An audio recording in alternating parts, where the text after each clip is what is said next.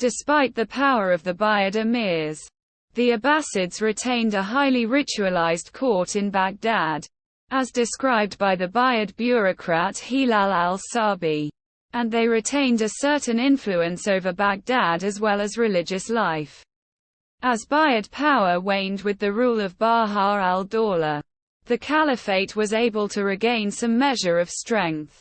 The Caliph al-Qadir, for example, led the ideological struggle against the Shia with writings such as the Baghdad Manifesto.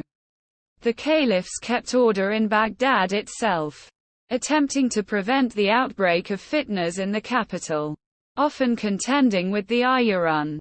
With the Buyid dynasty on the wane, a vacuum was created that was eventually filled by the dynasty of Oghuz Turks known as the Seljuqs. By 1055, the Seljuqs had wrested control from the Buyids and Abbasids, and took temporal power. When the emir and former slave Barsasiri took up the Shia Fatimid banner in Baghdad in 1056–57, the Caliph al-Qa'im was unable to defeat him without outside help. Tokral Beg, the Seljuk Sultan, restored Baghdad to Sunni rule and took Iraq for his dynasty. Quote, "Once again, the Abbasids were forced to deal with a military power that they could not match.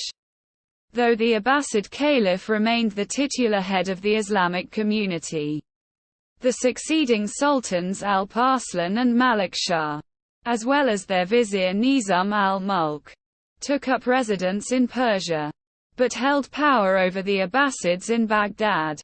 When the dynasty began to weaken in the 12th century, the Abbasids gained greater independence once again.